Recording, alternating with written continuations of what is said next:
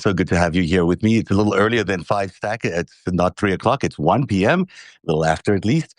And Lev Parnas is here because, hey, Lev, this is your weekly roundup slot with Dean. Dean's not here. So, here we are. I think Dean started partying a little bit. Hey, folks, I think Dean started partying a little bit too early, and but I'm sure he'll be back. And as soon as he's back, we'll jump on. But there's a lot to uncover, and we're here with Zev to bring you all the breaking news. So yeah, let's go. Let's rock and roll, Zev. You are the breaking news these days. There is so much going on that you've done in the last few days, and it's so important that everyone just pays attention to what you've been doing, because you've been attempting to really focus everybody on the mission at hand, which is democracy and which is about, exposing Donald Trump and the network around him. This is not about drama. This is not about infighting. This is not about any sort of settling of scores or anything like that. And I was really struck by two things you've done recently. One was your interview yesterday with Jay Meiselas from Ben. I get it wrong. I got it wrong. Ben Meiselas from the Midas Touch, and then also what you just did maybe an hour ago with Arik from the Bloom firm, which is. This was the interview that you've been trying to get for a while. Trying to really understand how some of these lawyers around the Epstein victims were reacting to the release of this information and this non-release of information around Epstein.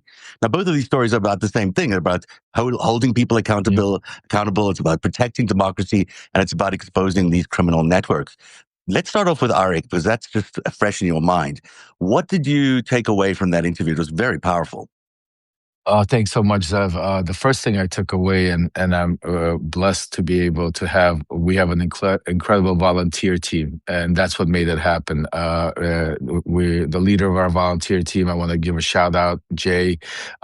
She put this whole thing together. She made this interview happen. We've been working on it for a long time, and it's not so much of the interview. It's that now we have a connection. We have a partnership that going into the new year, we're going to do some really important stuff as a team to be able to make sure that the survivors get the accountability they deserve, and the people that are accountable start, coming to justice. But the most important thing I think I got out of there was, the extreme, the pain that the survivors are still going through. And it really, when I got off the phone and my wife came up to me and she gave me a hug, I hugged her, and she's like, that was really something, because yes, we talk about all of this uncovering and stuff, but to think of what these young girls went through so many years ago, and all the suffering that they went through the years, the trying to recover of the just incredible tormenting that they went through, to finally maybe forget it, finally maybe start building some sort of a family. Some of these women already now have husbands, have kids of their own, and now to bring it into such a spotlight, and a spotlight where it's one thing if it was brought to a spotlight where the whole world were supporting them, the president of the United States, and we were out there, they were getting the justice, and they were getting some sort of what they deserved. Yeah, it would be one thing, but instead they're going through I think it's even a worse. I don't know what could be worse pain. Where that the president of the United States, the most powerful man that ran on basically an agenda to become president of the United States, saying that he was going to come in here, uncover this Epstein files, uncover all this, and instead he's the one not only covering up, he's the pain that he's causing them by having them to relive it, having them to be able, and then the things that he's doing with the Maxwell by sending in Blanche and having Maxwell sent over. That's even like they say putting salt on the wound. Yeah, absolutely. And that was, I think, the most powerful take I got out of that till this day, these people are still, these young girls, these women, they're still suffering, and it kills me, and it breaks my heart to see that happen, because we as a society should not allow that to happen. And that's why it's so important, the work that you're doing in terms of just focusing everyone's attention on the things that are important. In this case, it is the survivors. Someone's talking in the chat about it being a re-victimization, and it's exactly that. It's these women have been through so much in their life, and time and time again, the DOJ and the FBI has failed them. in some cases since 1996. In Maria Farmer's case. So imagine all that time of just waiting and waiting for justice and not being able to find it. And even now, it finally gets the attention it needs. And the president of the United States, the head of the Justice Department, is busy pointing fingers at the Democrats and playing politics with the torment you've had dealt with all your life, this traumatic experience. It's upsetting, obviously, to all of us. It must be really traumatizing to the victims. And one of the things I was struck by is Arik was talking about this repetitive pain that keeps coming, and also the fact that this president has not used this as an opportunity to come to help these victims. It just seems unbelievable. He continuously still calls it a hoax. I mean, the fact that he, just think about all of the glorification, and whenever he signs a bill, whenever he does something, all of the press, he signed this bill in the middle of the night, folks. He still till this day won't meet these women in the face right now, and you gotta understand, this is a bipartisan issue. This is not so. These women, some of these women voted for him. I mean, just think about when I don't remember the name of the survivor, when she stood up there on Capitol Hill and said, "Mr. President," she said, I voted for you. I voted because you ran on releasing this. Please, this is not political thing."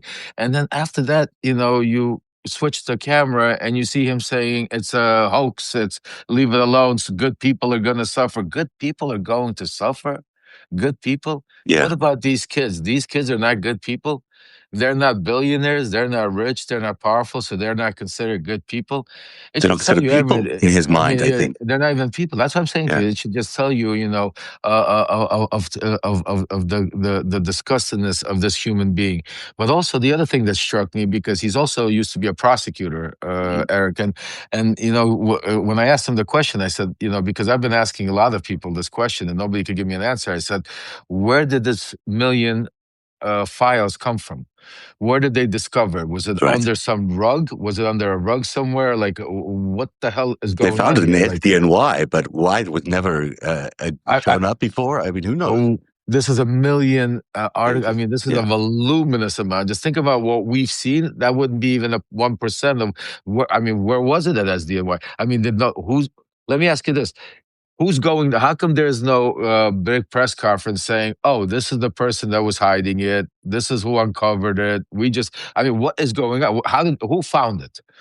Who uncovered it? How did they uncover it? Like, what happened? Like, all of a sudden now, after you're supposed to be releasing these files, and this is why I think the biggest thing that is the connection now we have with him and with you, Zev, and with people like Tara and people like Ellie and people like Nick and Dean and Shane and others that are on the team to really expose the stuff. We're gonna help, and we're gonna give them resources they're not even ready for, and especially the way I know him and the way my sources and people inside, when the new year comes, we're really going to team up and put together and make sure that their voices are going to be the loudest. That Donald Trump, he's going to go to sleep hearing their voices. He's going to wake up hearing their voices. He's going to hear their voices through the day until he comes out and he admits this is not a hoax, and he just once and for all, gives these women the due that they're owed and the accountability that should be done. I love what you're saying about that. And I also, what you're saying about where are these million documents, it is important to know, because there might be people up and down the chain of local law enforcement or federal law enforcement who are potentially paid, potentially working for the other side, for the baddies maybe, and they are also potentially could be hiding some of the stuff. We don't know where the cover-up leads to. And that's why I think it's not just the Epstein files that needs to be investigated. We need to investigate the cover-up. We need to investigate who inside the Trump administration, who inside the DOJ has been covering this stuff up for a long period of time. Because it's not just Donald Trump, and it's not just Pam Bondi. It goes back to Acosta. Why did Acosta accept that plea agreement? Why was it acceptable to him? And that's going to take a long time to figure out. When you speak about we had this other thing happen on the weekend on Saturday, you and Dean had your coffee and tea, which I love. Everybody loves that show because people get a chance to talk. They get to hear from you in a sort of unscripted, unfiltered, very authentic way. And this last Saturday landed up being about Midas Touch and also about Michael Cohen. Thank you for having me on, and thank you for including me in that. After that, you spoke to Ben from Midas Touch, and you did a very personal, heart to heart with him. Tell us about that, because that is a very important note in terms of the development of the story. Thank you, Zev. I mean, I think that's extremely important. I'm glad you brought it for everybody to understand. First of all, Midas, Michael Cohen, all of these things are separate issues, and unfortunately, they all got lumped into one because, when my son got involved, when my son was put into a position, I got emotional. I came out, I ranted. A lot of people couldn't really understand, but I think over the past several days, I was able to come out and explain, and that they're all separate situations. My problem with the Midas Touch, and I came out and I made it very clear, and is that they need, as a leader of independent journalists, as somebody that they started out to be able to give voices, they somehow in this whole corporate media or this whole world of theirs, they forgot to give the voices of independent journalists what this platform Substack was all about.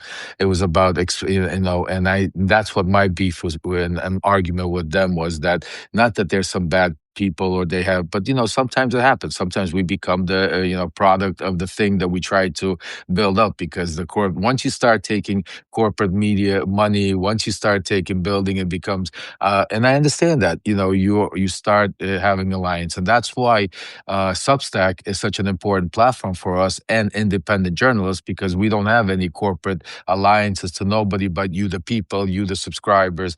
And that's why I tried to make it very clear that we need to continue Substack to be for the independent journalism the way it is, and not bring CNN or MSNBC into our Substack world. Because if you take a look, a lot of these journalists, they come from that world, they come over here and they build the same type of environment. They have their own little cabal. They start planning out. They're not breaking the news, but planning out the interviews. It's becoming the same type of environment, and that's when I started seeing it. I said enough is enough, and I'm going to break it up. The good part about it is I am very pleased, and I could say Ben is incredible. The brothers, it wasn't even a rift.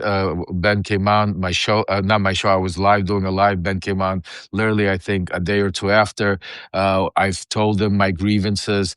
He listened to a lot of the things I had to say. He listened to a lot of the emails from a lot of you, the subscribers, and he came up and said, Lev, you know what? You're 100% right. We need to make sure we get this information out, especially when it comes to Ukraine, because Ukraine, there's really no voice in the platform that the Midas has. They are a leader of independent journalism, and I was very grateful to hear it. And, the biggest thing I was grateful to see was, I always say talk is cheap, action is very what. And Ben not only said it to me, but literally this was on a Saturday. On a Sunday, when he was out with his family, he called me up. He said, Lev, I know they're having the talks right now. I know you have the inside news. Let's go live. Let's give the subscribers, make sure they get the news before the media. And we went live. And right after that, I came out. I said, people need to understand that whatever I do and I say, I'm not about division. I'm totally the opposite. I want to unite us. I want us to be united. But the only way we can be united is if we don't play games, or if we all are able to tell each other the truth in our face. And that's the one thing that keeps everybody united on a powerful show, is the truth.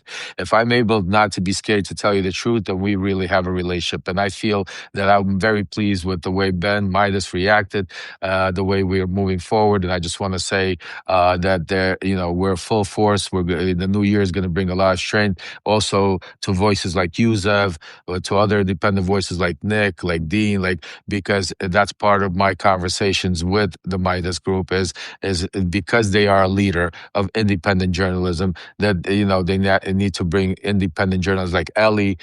Somebody said, yeah, she just joined us, by the way, on the chat here. So if you ever want to bring her up, I love that. Yeah, I don't know if she's around and available. Let me know if you want to join Ellie. Just definitely write it in the chat there. but definitely, so that's why I'm glad when I say I look at it as another, and we'll talk about Michael Cohen in a second. But as far as the Midas touch goes, I look as another miracle. It was a miracle because now we were able to get that out of the way in the old year. We're going into the new year on the same team, powerful, strong, united, with one message, and we will agree and disagree. Remember, this is not about policy, folks. I will disagree with a lot of things the Midas touch stand for. Midas touch will not agree with a lot of things I said. That's not where our mission is. Where we are united, where our mission is to make sure that we save our democracy, that we're able to take out Donald Trump and his administration and bring it back to here. Hey, Ellie, what's up? Hello. Welcome. Hi, Ellie. How you doing? Good, how are you? So that's our mission. Yeah. So go ahead. Yeah, I'm sorry. Go ahead. I was going to say, how was vacation? For me, it was great, except harrowing on the way back. 9 hours of driving. I had to drive through that storm, and I didn't realize it was such a big storm, and it was like what should have been a 6-hour journey was a 9-hour journey, and it was pelting rain. But the vacation was great. Otherwise, I survived the trip home. It's good to be back, though. It's good to be back and catching up with Lev here and you on all of what's been going on. Before we get to you, Ellie, I just wanted to quickly ask Lev to talk about Michael Cohen as well, because we spoke about the incredible progress he's made with Ben Mazeus and trying to really move the ball forward on Ukraine in terms of the independent media. Actually, let me ask you a follow-up on that, Lev. Yeah. Do you think their action is quite sincere on Ukraine? Do you think their actions are going to be as sincere when it comes to other independent media outlets like Ellie, like myself? Do you think that they can be, that they'll be able to profile people who are not in the mainstream?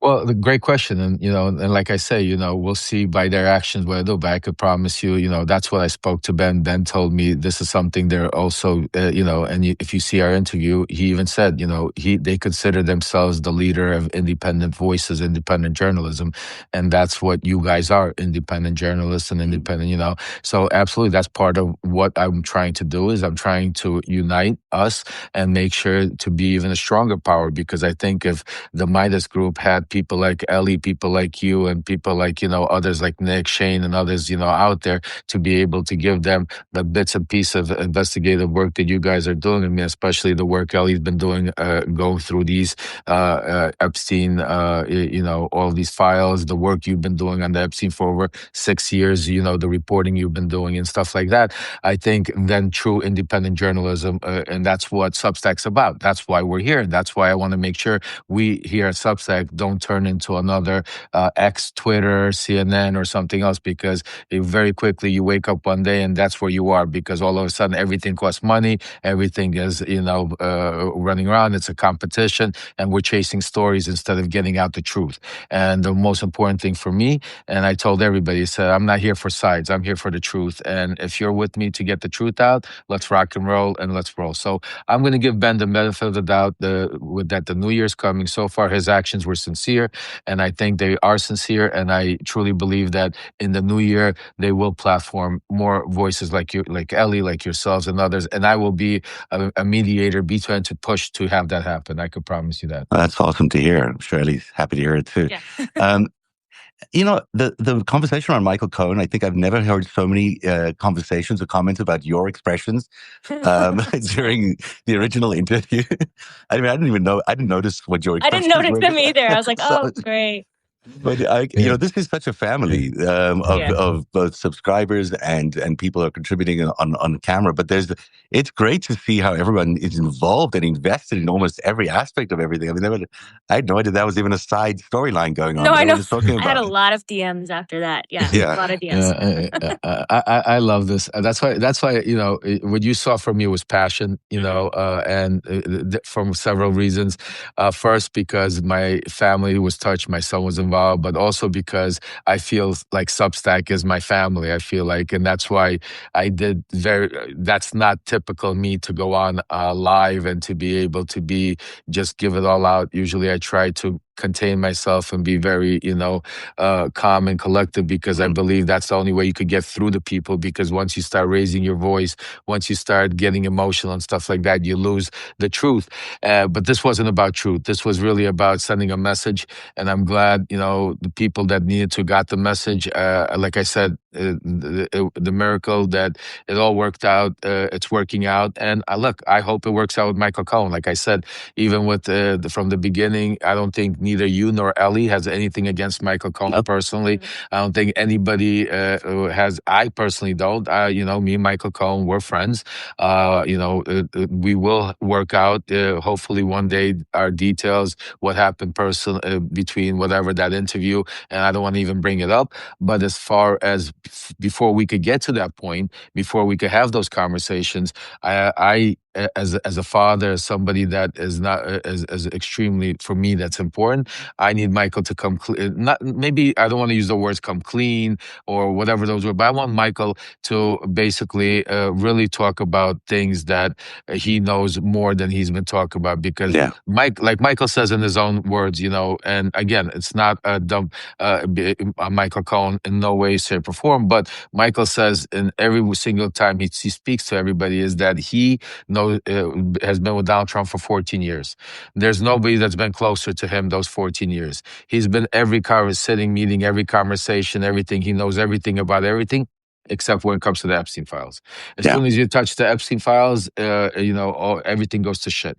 And I'm sorry, I don't take that. And that's why, again, Michael, we will have an opportunity where I welcome you to come on. This is not an attack on you. We're not here talking behind your back. Michael was actually just listening to he joined the live I was having with Eric Fandeli, the lawyer so what I'm saying to you, again, I'm not here to divide us between Michael Cohen and everybody else. Everybody comes for different reasons. Some people like certain shows because they like, for instance, watching Acosta because he's that news reporter show. That's great. You want to pay for it? I'm not trying to start any kind of wars with any of these, but I think when it comes to getting the truth out and when it comes to getting the real breaking news and investigative independent journalism, that's where my stance is. And to be a voice for people that don't have a voice, like the survivors, like the kids in Ukraine, they're being stolen, like Ukrainians themselves that are right now being tortured. So it's none of this is personal. The only personal thing was that one day I got it out. You guys saw my emotion. It was real, so just, I do come from Brooklyn and there, it's good. It's good. That's one thing I love about Brooklyn.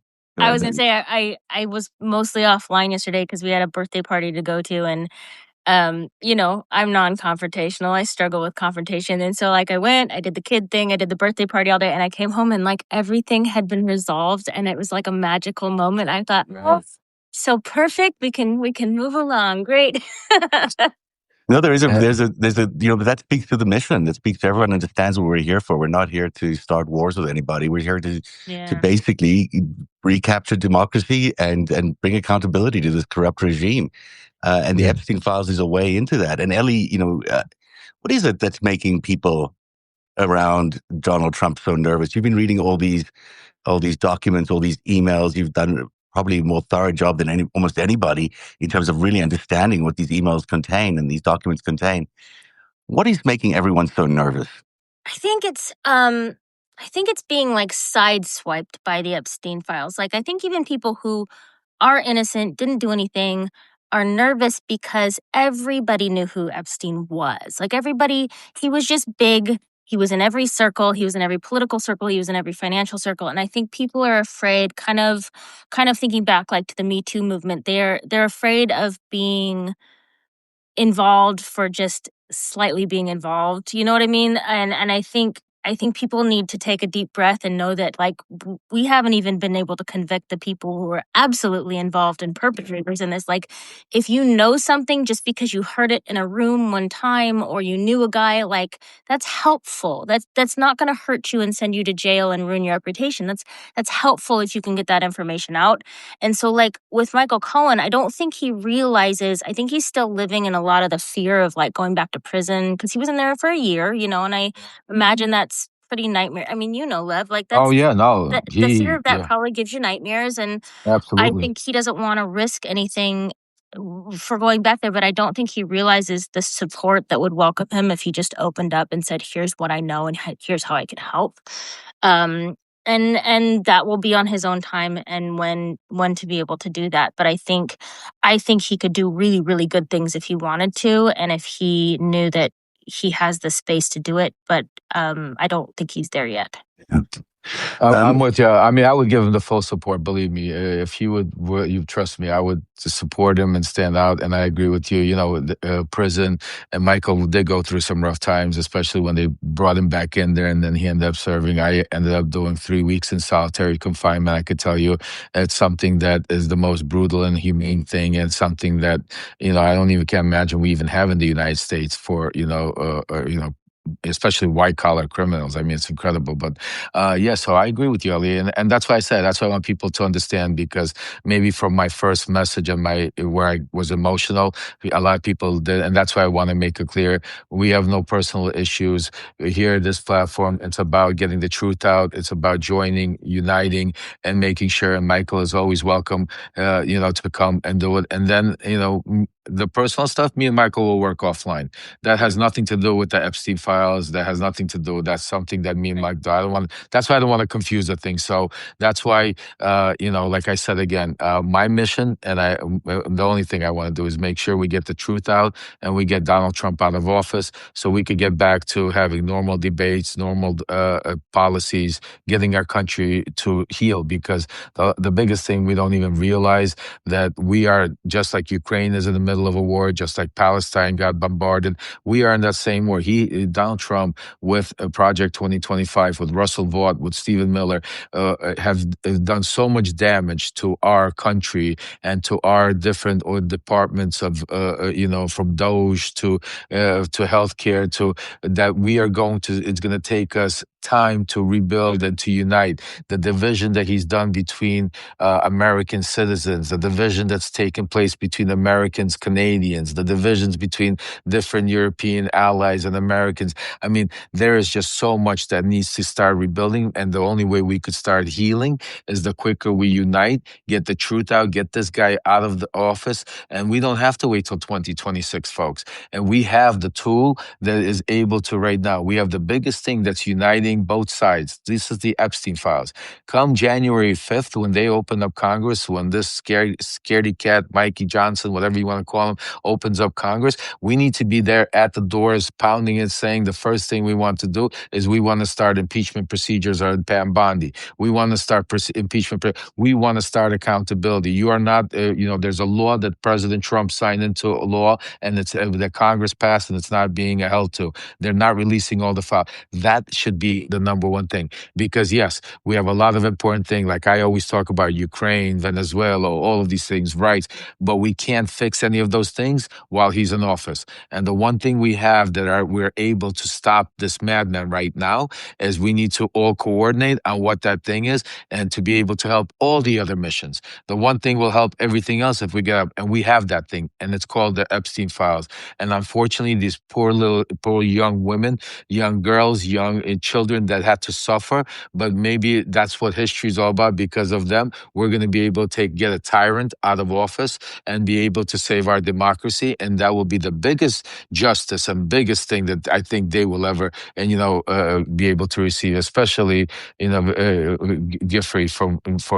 in her grave and remembering. Can I just say something about that? Because I think that there's something so important about building coalitions across every the entire political spectrum. There are people we are going to disagree with on many issues that we need to unite on the issue of Trump and democracy. And there are a lot of people who are very opposed to our democracy being attacked or degraded or anything like that. And there's a lot of people who are very opposed to Donald Trump because of his corruption and his self-dealing and all of that. Those people are our allies, regardless of the fact that we might disagree with them on other things, at least in my perspective, because we need the biggest, broadest coalition of unity around this issue. Otherwise, we will just be talking to ourselves. The way you get rid of these autocratic regimes, and I've done a lot of intensive research on this, is you need to build these broad-based coalitions that can't just be one political party. This is bigger than political parties. This is much bigger than that. This is about our constitution. It's about our democracy. It's about how we govern ourselves. It's about people, being governed by people, and we need that. To me, that's just a critical thing, and I'm curious to hear both of your thoughts on that. I have had so many people hop in my DMs with a singular, unique skill to help research these Epstein files, whether it's like a technical engineering, Adobe, somebody who knows how to do unredacting of redactions. Like, I don't think the DOJ realized, and maybe this is why they didn't give us the files, the skill level of the people, the American people, to go through these files versus 1,000 FBI agents. Like, I mean, on a whole, we have 340 million people. Again, there's a lot of Trump voters, but like, if you think of the amount of people who are not Trump voters and who are scouring these files, like, the skill level is far and away above the people who are actually handing them to us. And so I think they're in just the right place. I think, again, if we're a team, like you were saying, like, even if we disagree on like the foundational level of how we present what we find, if it's more of like a sensationalized version, this is a money-making version, or this or that or whatever, we all have the same end goal, and we'll be a hell of a lot better if we're all working together than if we're all like independent versions of this investigation. Like, if we just took 1 million people investigating this and they worked together as a team, like, it would crush the FBI. Like, they'd have nothing to do, nothing to say. There's really good evidence to prove that, actually, about crowdsourcing being so much more successful than institutional work. Sorry, Lev, go ahead. No, I just wanted to touch because Ellie's so 100% right. And I wanted to actually use this moment to talk about, we set up a volunteer hotline that's called Lev PTTP at proton.me. And I welcome you, Zev, and Ellie, please. I will get you in touch with Jay. Jay is the leader of our volunteer group. We have over 100 people, volunteers. Like you said, we're building a coalition, a movement. And, Jay is the leader. She's incredible. Like, she set up the interview today that I had with Eric, the lawyer. And it's thanks to our volunteers that are helping out there and doing it. So you're 100% right. And that's why I encourage everybody out there. Not everybody could, support by financially sometimes, but you have incredible skills and time. And that's why, just go, if you want to, everybody help Ellie or Zev. You can even reach out to my volunteer group and we will coordinate with Ellie, with Zev, or anybody else, help you out. It's at levpttp at proton.me.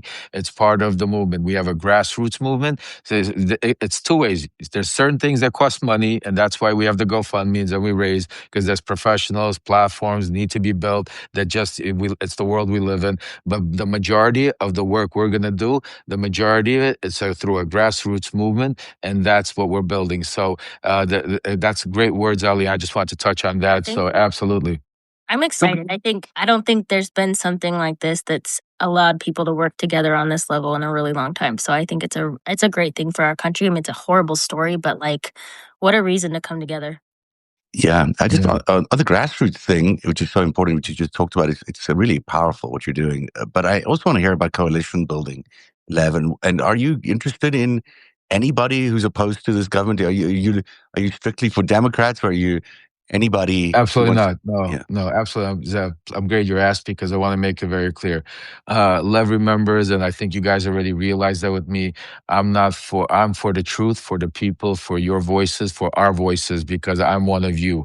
I'm not a politician. The difference with me is I'm also not a journalist, and I'm not a pundit. I was actually one of these individuals. I was part of the cult. I was part of making MAGA. I was part of, being sent to Ukraine. I know all of these same people. I have sources all over the world, and I'm basically made it a mission in my life.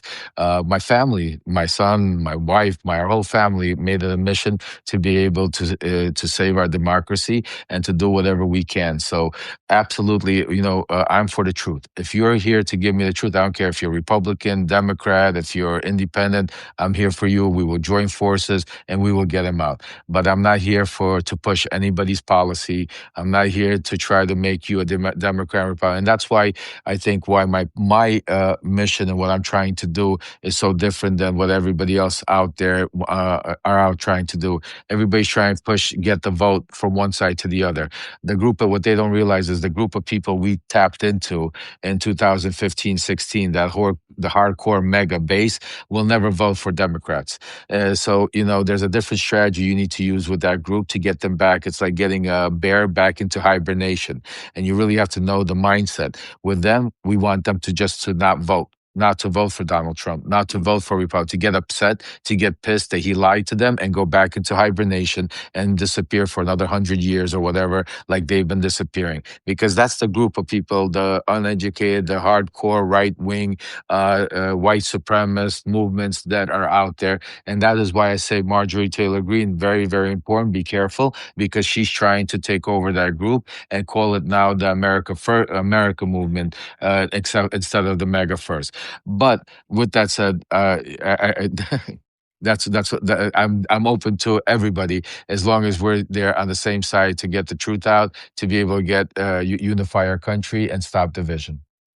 Let's get into the news because we didn't get a chance to yet, and it's already 1:47. So let me ask you about the talks between Zelensky and Trump that went on in Mar-a-Lago. This seems to be the foreign affairs week at Mar-a-Lago, where they're sort of speed dating through peace deals. I mean, it's Trump trying to project strength around the world. He's right now, I think, meeting with Netanyahu.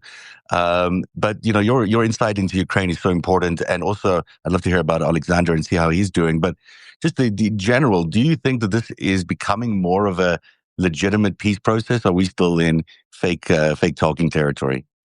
Absolutely. Still, like they say fake news, I say fake peace talks. I've written, actually, that's one of the things why me and Ben went live yesterday, because like I said, it was such an important, before they even had Zelensky met with them, I spoke to some of my sources, and basically what I was being told that this meeting was going to be, again, plain nothing burger. The little twitch in it is that the blatantly phone call with Putin, I couldn't even imagine that they were going to do that so openly and blatantly, but Putin was wanted to make sure to give Trump his walking orders, that Trump doesn't go off script because of what was important. And what the most important thing that's being played out is not a peace deal, but a prolonged, and that's why I call them, Donnie, 2 weeks. Yeah, as you heard it, another 2 weeks. We're now prolonging it because we could go into some of the disgusting things that he said on stage by saying that Russia really wants Ukraine to be to succeed. But in that he said something very important, which I've been writing about, and you've been talking about, Zev, and Ellie's been reporting on, is that the financial component, the restructuring, how he said, he goes, of course Russia is going to be involved in rebuilding Ukraine. Are you kidding me? After destroying it, like, yeah. Of course they're going to be like, who else is going to build it? Like a resort. Right. That'll be the next. What I'm saying to you. Yeah. And listen, I mean, these people, that's exactly what they're, in their minds, of turning these little towns into these, casinos and these fabulous resorts. Look at the plans that they plan for Gaza. I mean, I know we don't have a lot of time to talk about everything. That's why Netanyahu is in here, because it's the same players. You got, what's his name? Kushner. The only reason Kushner is involved, Kushner doesn't have no geopolitical, brain set. I mean, Steve Witkoff has no geopolitical understanding either. These people are businessmen. They know how to chop something up, how to play real estate. Real estate deals, exactly. And now they're getting into a bigger, the minerals, oil, gas, it's a different world. And that's why they have Kirill Dmitriev. That's why I kept mentioning Kirill Dmitriev, that name. And he's not just, you watch how he plays that. Now he's out there, because there's a reason he was running Russia's wealth fund. There's a reason MBS, Saudi Arabia. Just think about it. It's the same name, same characters that we keep mentioning that are circling around, that are basically forming an axis of evil, an axis of power, whatever you want to call it, to basically turn our world upside down. And it all has to do with all with money, power, extortion, and all of these people will go to any extreme to get it done. When you think about it, you've got Zelensky negotiating with the American president, not with Putin, and then the American president goes back and tells the Russian president what's going on, and then feeds back that information back to Zelensky through a filter. But Putin is laughing at this. He's got the American president negotiating about a peace deal that he's not really a party to. And Zelensky's on the other side doing, sort of it looks like good faith efforts to negotiate, but knowing it's going to lead nowhere because Putin's not at the table. If Putin's not at the table, you can't really achieve a peace deal. Well, let me give you. You're so absolutely right, and it all leads back to the Epstein files. A lot of people keep saying, "Why is Trump doing what he's doing? Why is he letting Putin embarrass him?" Because when we unbreak this, and with the help of Yuzev and Ellie, we're going to work on this. We're going to break the biggest story is what actual compromise Russia has on Trump, and it's going to lead through these Epstein files. But for not for today's conversation. I mean, talking about what he did on the stage. I mean, just think about it. Zelensky. I'll give you some more breaking news. Zelensky. That's why he stopped by in Canada and met with the Europeans before. Zelensky. They already knew that Trump was going to be using Russian talking points, and they've already came to an understanding. Zelensky is now being very strategic and basically now agreeing to everything Trump basically in Russia wants, with one caveat that you have to hold a referendum, that it's the people's voice. And Trump can't go. That's why you heard Trump get a little bit confused with that, because that's where Zelensky was very smart in doing that. Because if you take a look, to be able to hold a referendum is like holding an election. You have to have infrastructure, and during right now, you with millions of people out of the country, spread all over the world, but you wouldn't be able to do it. That's why Zelensky is saying we need at least 90 days, 60 days ceasefire. And the reason he's saying strategically is because Russia can't do it. Russia is collapsing. Russia economy is collapsing. Russia doesn't have maybe another 60, 90 days. They need to get back into it. So this is, I think, a very strategical play. But at the end of the day, these strategics don't help the people on the ground. These strategics are not saving lives right now. Again, at the end of the day, unfortunately, Zelensky, the Europeans, the EU, the Canadians have to play the game. But again, the winner of the game right now is Putin, because he got another delay. With every delay is basically the Ukrainians can't attack Russia the way they would attack Russia. They wouldn't, and that's what the big game. That's why the story on Ben Midas, what me and Midas spoke about, was prior to the meeting, is that Zelensky would rather. Yes, they want American support, but they want real American support, not camouflaged as, and then being actually, sidestepping him and sidetracking him. So that's where we're at with that. One of the things that really struck me about these, this parade of speed dates, if you would, is what China is doing. Not only do you have Netanyahu and Zelensky talking there, but you've also got these attacks on apparently a landed target in Venezuela. The first time ever there was a plant, a big facility, is what Trump called it, knocked out in Venezuela by the United States. I haven't confirmed those independently, but that's what Trump told ABC News on Friday. China is now doing the same thing with Taiwan. They're launching Just Mission 2025. Which is basically a simulation of what a port blockade would look like in Taiwan. And I think tomorrow they'll be encircling entire Taiwan as an exercise.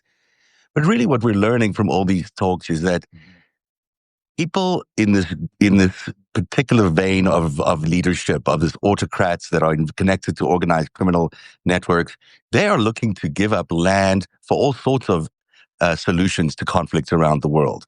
And one of the things that I think China is doing is they're watching to see what Ukraine and Putin are doing. They're watching to see what we're doing in Venezuela. And if any of those give them permission to ultimately take Taiwan without the rest of the world getting involved. And that, I think, is that, when you zoom back, it's such a big geopolitical chess game that's being played out. But it's all ultimately still eroding democracy, because all these players, whether it's China or Netanyahu or Putin, these are not pro-democracy players. These are anti-democracy players. You're 100% right. I mean, I wrote in my Substack a few months ago, basically saying that, Trump, and my sources reported that inside a conversation, Trump basically said that Taiwan is Chinese and he would not fight for it. So I wouldn't be surprised if we see, within the next week or sooner, we've been talking about where China will, go after Taiwan, and America's not gonna. That's why you see him trying to bring the chip industry back, to the United States to stay away from it. There's a lot of them plays that have been put in play. That's same simultaneously is why he doesn't care about Russia taking over Ukraine. That's why he doesn't care about Israel completely destroying the Middle East, Palestine. I mean, as long as he now is going to because the one thing people still don't forget is he really wants Greenland. He has not stopped with Canada. I mean, and Venezuela right now, this is oil. This is not even real estate. Has to do with oil and other strategical plays. But even Venezuela, I've been talking about. We've had boots on the ground for a while there. The fact that you're going to start seeing certain operational attacks happen, strategical. I think you're going to see more and more of those. Like blowing up of facilities and plants and stuff like that. Where that leads us, I don't know. But that's exactly what I've been hearing from my sources, and it all is now coming out, making sense to see that what you're reporting as far as what you're saying right now. So we're almost out of time here, but I wanted you both to have a chance to talk about. Ellie, you haven't responded to any of this geopolitical stuff. If you want to talk about that, or if you want to talk about, I don't know if I'm educated enough. I'm just here like listening and learning and soaking it all in. So I don't think I have an educated, informed opinion. I mean, I obviously am in support of Zelensky in Ukraine, and I see it as a bigger picture, but like on a finite education level, I would rather listen than talk about those. That's a very, very good trait. I love Ellie. That's a really good trait. Look, I think the network is so comparable. The Epstein network that you're investigating is connected to all of this. Yes. All these autocrats in all these same countries. So that's why Ellie, you're so important too, because we're gonna when the time is right, you're digging through all these emails and files. And when we get together, we're gonna connect the dots, because like Zev said, all of these people, you're gonna start saying, "Oh my God, I saw that email with this guy. Oh, this guy was I saw that." And that's my brain won't forget it. If I remember that somebody said something somewhere, it'll go ding, and I go, "Oh wait, no," and then I gotta go scroll back. Exactly. So that's part of what we're going to keep doing until we get to unravel all of this truth. Ellie, do you want to talk to people about where they can find your work? Although most of you probably know already, but that's how big you've become on Substack. But you've been doing extraordinary work on Epstein and other stories. But tell everyone where they can find you, and everyone should really subscribe to Ellie, who has recently become completely independent. She's no longer working at I wish she was working. So she deserves your paid subscriptions more than anybody. And I think she's like, what, number 7, number 5, numbers rising. I saw something, Ellie. Yeah. Come on, tell us. She was in the top 10 last time I checked, but I think she's still rising. She's still got, we won't rest until she's number 1. You too, by the way. Aren't you number 1? I mean, I can't even say thanks to this community is incredible. I mean, Ellie, me, Zev, all of us, it's your support that these are just numbers, but what it really means is that our information is being spread and being heard. And that's the important. I think that for me, I think for Ellie, I don't want to speak on behalf of you guys, but I think the biggest gratification knowing is that our hard work is actually being heard, being spread around, because we're not doing it for the clicks. None of us here are. We're doing it because we are, passionate. Each may be a little differently and whatever it is, but it's our passion that drives us to what we're doing here to be able right now to unite to save our democracy. Well said. Ellie, do you want to say? Yeah. Well, I was going to say, like, I think as I've grown, the cool feedback I get from like the algorithm is I start to see other really great independent journalists that I wouldn't have seen before. And so then I can like forward along their work and kind of grow this community. So that's a really, really good kind of side story of all of it. But if you guys want to find me, I'm the Panicked Writer. I used to be the Panicked Unpaid Writer, but you guys changed all that, which is really incredible. I quit my job, so my kids go back to school on the 5th, and then I'm just going to be incessant and do this full time. That's awesome. So it's the Panicked Writer now, and it's on Substack, and everyone should subscribe. Yeah. Absolutely. Absolutely. Thanks, guys. And you too. Subscribe to Zev and Lev. 100%. Growing this community, and it's a lot of fun too. So, hang out. Well, you know what I say, guys? The easiest way is go up there, hit that little button. That's a great button up there. And all three of us are up there, and subscribe. Subscriptions are for free. That's the first thing. Those of you that want to go the extra mile and become paid subscribers and support our work, and because you're blessed enough to be able to pass it on, this is what we live off, and we are completely grateful, and we thank you, and God bless you. But those of you that can't, still subscribe, because the information is important, the algorithms are important, and we need you to spread it and build a community. Yeah, I do really want to underline that. And the paid subscribers is what ultimately lands up on these charts, by the way. So it doesn't matter if you subscribe at least to the chart people. But more importantly, Lev, I think the work that you've been doing in the last few days has shown us how authentic you are in terms of your belief in democracy and your fight you're putting up. I mean, certainly in our interactions when we speak offline about Michael Cohen or whatever it is, it's always been, I'm always impressed by how much integrity you have and how much,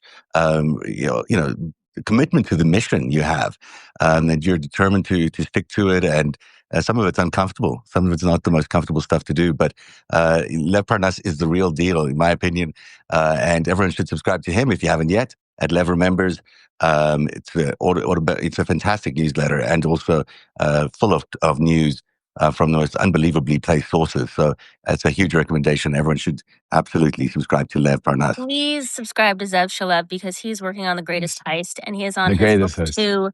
And I always say it's like the yin to my yang, because I don't know the financial side. I don't know the history. You've been doing this for years. I've been doing this since July.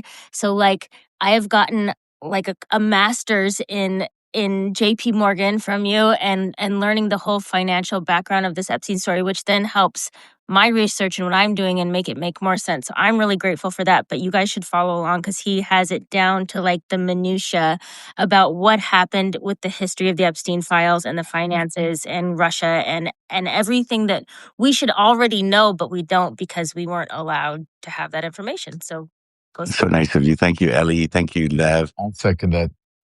We were meant to do a FiveStack today. I don't know if it's going to happen, but this sort of replaced the FiveStack and it replaced the weekly roundup with Dean. I hope Dean's, probably just sleeping in a little.